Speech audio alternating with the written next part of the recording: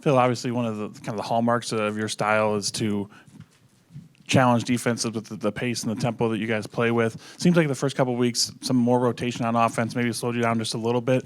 How do you balance out that desire to get guys on the field versus playing with that pace?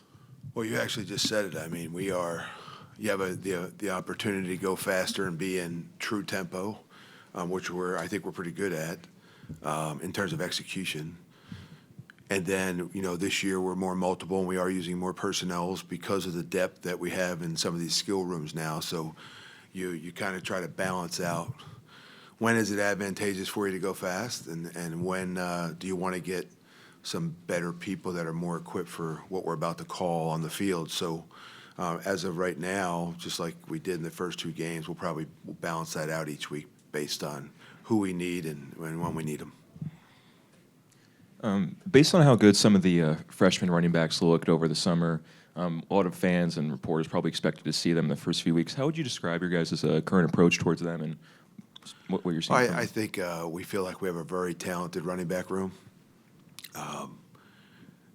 Cade Giacomelli and Jackson Aker are both very much improved over last year, and they both gave us solid play last year, but Aker is 15 pounds heavier, bigger, more developed, and running just the same.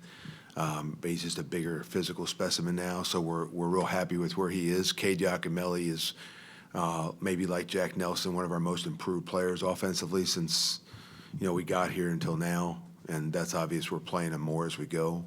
Obviously, we all know what Tylee Walker and Chez are capable of, and then we have these two freshmen. So that's a problem when you have 5 or 6 guys like that, but it's a good problem to have. And so we kind of roll through them as we need them, and they all know if somebody's hot early, we're going to keep them in the fray and use them a little bit more. So there's a lot of iron sharpening iron in the running back room because we have really, really good competition going on between the 5 or 6 of those guys. Phil, obviously, anytime you play a game, you're going to like some things, you're going to not like some things. But as you've evaluated the offense through 2 games, where do you feel like this group needs to be better to give itself more of a chance in games like Alabama and the rest of the season? Everywhere. I mean, when you start early on, you're usually not thrilled with. I think we like where we are, run blocking standpoint, but we want to finish at the second level better. Pass protection, I think we do a great job of marking people and we don't cut people loose, that kind of thing. I think we want to technique better, both at tight end and at running back and at O-line, and give Tyler just that extra half a second it takes sometimes to make the bigger throw. We like where we are route integrity wise, but there are things right now that Coach Guyton and I are talking about that we want to clean up, footwork wise at quarterback, route integrity wise at receiver. Letton is working on some things right now with his tight ends. Things that we do at that position are fairly diverse because of the nature of the offense. So I think there's not a glaring major concern, which is a good thing. And I don't think we're really top shelf in anything yet right now either. So it's the everyday grind to just continue to keep getting better across the board so the overall product of the offense gets better. From an OC standpoint, I think we got to continue to do what we need to do to create more explosives. So we increase that from game 1 to game 2, and that'll continue to be an emphasis for us moving forward. Phil, as far as Tyler goes, just two-parter. One, kind of if you can kind of assess, kind of what stands out to you about Van Dyke's play so far, and in terms of moving forward, what are some areas that you guys have kind of been emphasizing in terms of tightening up? So probably the 3 main areas for a quarterback in this offense and in most offenses is the decision-making piece of it. Okay, throw accuracy, obviously. And then just overall being able to identify problems within a particular play and provide the answer. And that's, I don't know if that part exists with everybody and what they do offensively. I don't study them all, but for us, we've got to be able to make good decisions post-snap.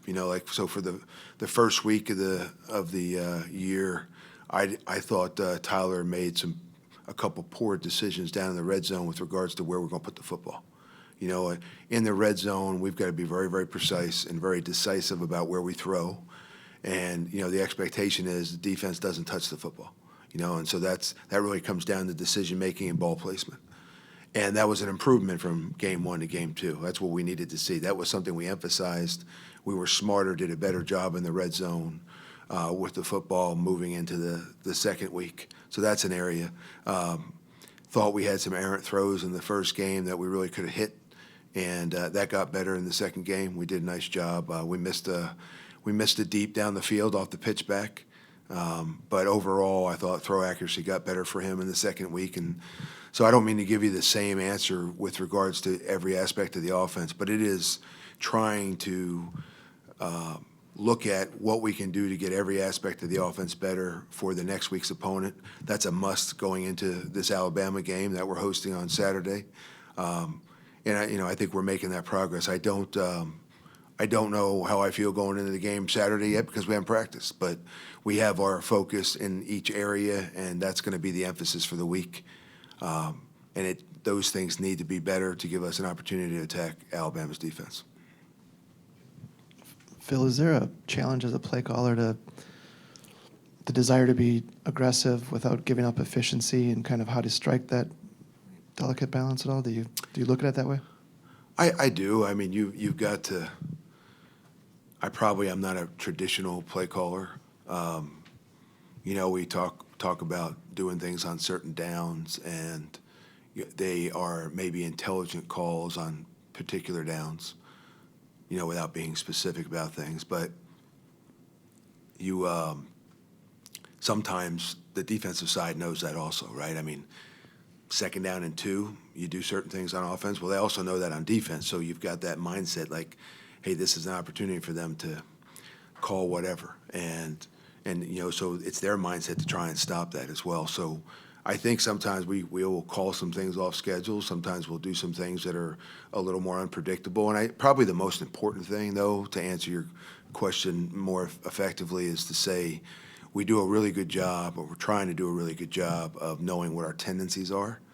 You know what I mean? So you can break tendencies and build off the tendencies so they give you an advantage in the next game. And monitoring yourself, evaluating what you're doing on offense is probably the best way to try to stay ahead of the curve from a play calling standpoint.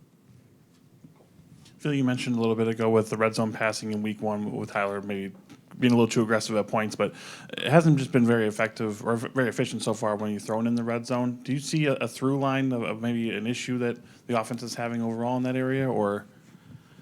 No, we want to continue to be able to run the ball there, and I think throwing the play action stuff off of the better run plays that you have down in the red zone. That's not rocket science there, but we've been a little erratic there, and I think it's more about polishing some of the things that we have. We just missed one throw. We got out a little late. You have all the excuses. We just need to be sharper in the red zone. The red zone, you're really playing against 14 people, right? And that's what we talk to our offense about. They've got the back of the end zone. They've got both sidelines, and they are much more difficult for us in terms of managing the lack of field space down there.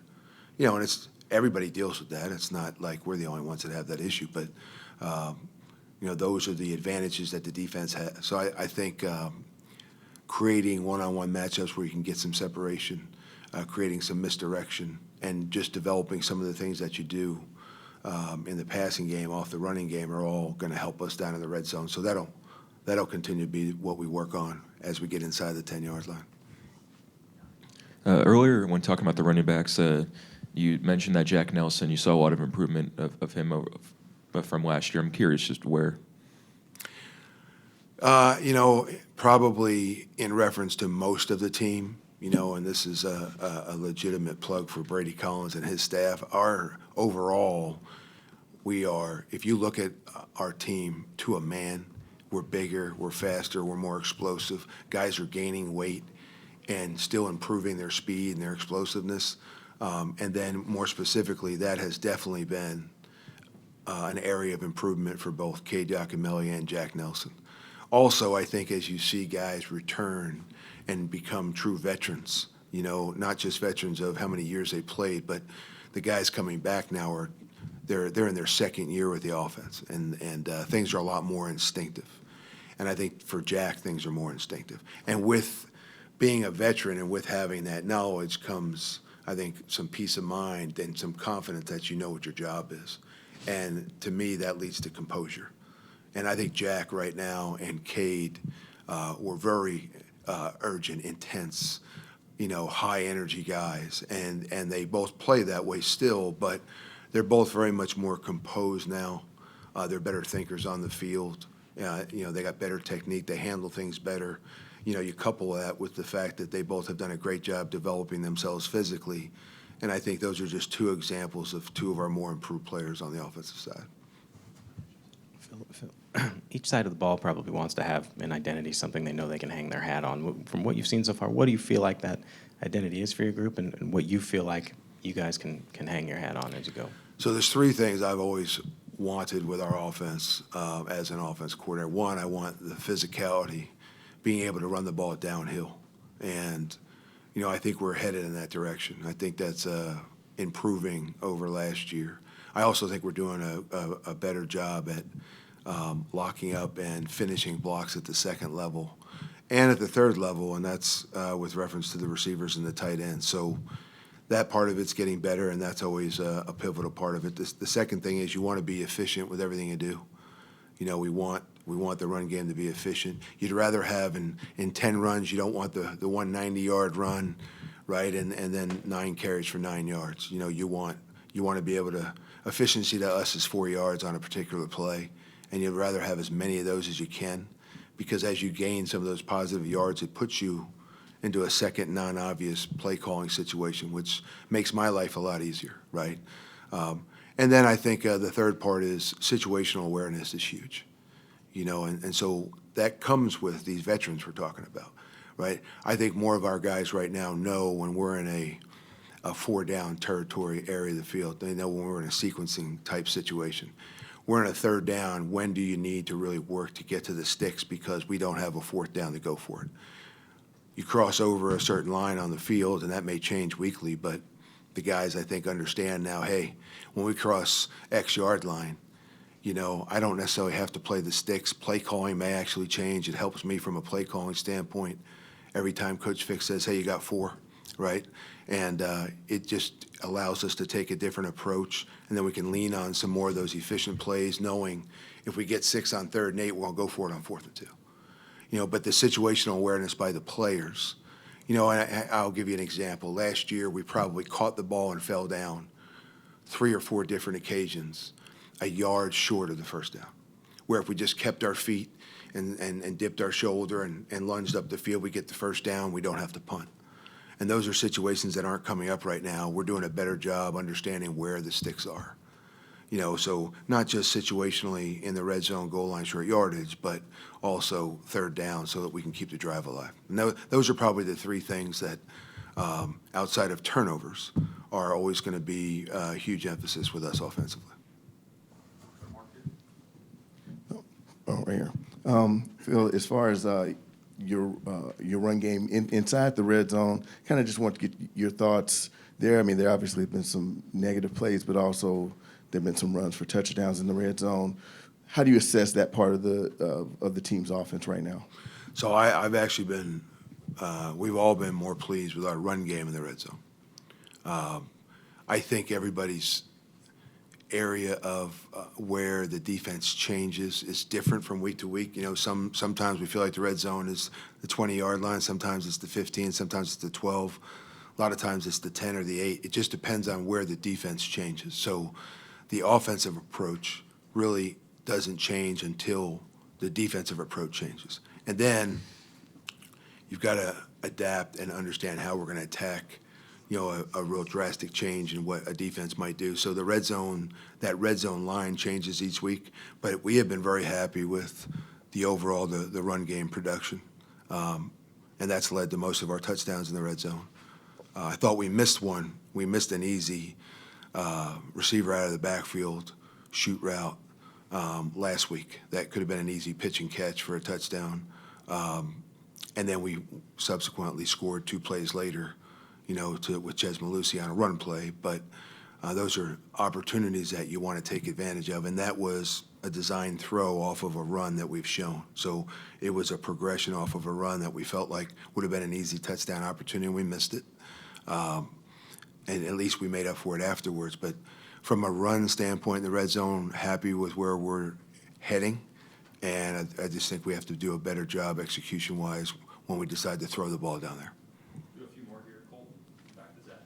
Phil, there were a couple of procedural penalties last week when you guys went under center. Was that just cadence issues? Because I know that's obviously not what you guys do, play to play, but what did you kind of account for those? You know, last year I thought it was more poise and composure. We had guys jump, and this year it's been a few things. We kind of held the cadence a long time once, right? We motioned the guy in. You know, you have your strategical games that go on down there. So you've got some guys that are stemming, and so there's a new focus on that down there. And we've gotten a couple of those calls. Saturday we didn't get one at one point. That would probably be one of them. And then you got the whole guys are barking cadences and doing some different things down there. We just have to maintain our composure, knowing that's a part of the game on third down and short. You know, and just kind of hold our water until we snap the football. Phil, you've had your helmet communicator with Tyler for a couple games now. Has it changed anything for you? Are there some positives, some negatives? How has it affected you on game days, if at all? So that's been the iPads have been a more drastic improvement, but it obviously helps. So in the past, I've had to signal some things to our quarterback in an effort to communicate. Like we have some really sophisticated, signals, right?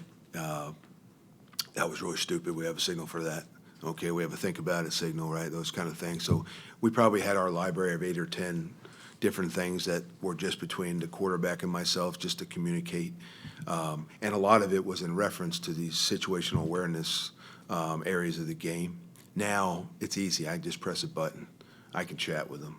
I can tell them watch corner crash. I can tell them, hey, remember, we got 4. We got 4 downs. I can relay some of that information that we're getting from the head guy or any other coach on staff that lets us know, hey, look, you got free safety blitz coming, right? He may see it. Doesn't hurt for me to be able to communicate that to him. What I don't want to do on the phones is coach the kid every minute, right? I don't want to. I really believe if we do our job preparing the players during the week, we shouldn't have to coach them every second of the game, because by that time you want them being able to answer some of these issues themselves, see it themselves, and go attack it. That's being prepared, that's being poised, that's playing instinctively. And so we'll use it in situational awareness areas, anything that we think is just vital, but it's not like Tyler and I are talking the entire game. We'll wrap up here with Jim and Jake. Phil, you always, when you talk to us, you seem to be kind of a pragmatic guy. Those of us on the outside expect things to happen quicker, maybe, and that might be unfair. They always do. Right. Do you, I guess from your perspective, do you think this offense is close to taking off the way, or being the offense you want it to be? Yeah, it's never what I want. I always want to be more explosive. I always want more points, but I think we're progressing. I do. We see the improvements. We know what we're doing better. We know what we have confidence in. Some of it specifically is probably not what we want to talk about here, but we are happy about where things are going. Even the areas that we think we need improvement on, they're getting better. And so what we need is, after 3 weeks, we've got to be 3 weeks better. After 6 weeks, we better be 6 weeks better. We have to keep progressing. Even last year, we got off to a very slow start. I was not happy with where we were early on. I really like where we finished. We beat Nebraska in overtime at home. We go to Minnesota and beat them at their place. We played much better in the bowl game against LSU than we had during the year from an explosive standpoint and a skill standpoint and a receiver standpoint. Then we come back and we win so we've won 5 of the last 6 games right now. And, is everything where you'd love it to be? No. But I do think there's been consistent progress, and we got to keep making that progress. And I'm looking forward to, putting this plan together this week and matching up with Alabama and see where we are to be a real good barometer for our football team. I say, Phil, just with looking at the wide receiver room a little bit more in depth, how are you feeling about what Will and Tretch has done within the slot, which I know is a vital position within your offense, but also just how are you feeling about the depth with, on the outside with, you have a couple injuries with, you have at least Quincy Burrows, and then we haven't seen Joe Griffin Jr. yet. Yeah, so Joe, you'll see next year, right? But Quincy has been battling injury, and I think he's getting closer to coming back, right? But as far as Will and Tretch are concerned, we love where they are right now. We'll continue to use them more.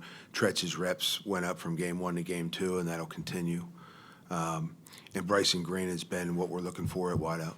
We've been happy with him. We think he's really good run after catch. He's a real good contested catch guy. And then there's been steady improvement with Vinny Anthony. He was the big explosive catch on Saturday. And CJ, who scored the first touchdown for us on Saturday. So those are at least passing touchdown. So right now, those are the 5 that I think you're going to see the most right now. We're happy with them, and much like everything else, we want to keep getting better at the things that we're doing. I like our guys right now. I like the direction that we're heading, including Tyler Van Dyke. And, I think this obviously will be a step up for us this week in taking on Alabama and their defense. And it's probably a good time, probably need to see that. And so right now the focus is we have a great week of practice for Alabama. We're thrilled with the plan as of today, and we got to go execute it on Saturday. And it's so pragmatic, yes, but it comes from we've all done this for a lot of years. And sometimes it happens faster, and sometimes it's easier than other times. This is, in my opinion, one of the top 2 conferences in football, and it is extremely competitive, especially now that we have 18 with no divisions, right? And you got to be ready to go to war every single week.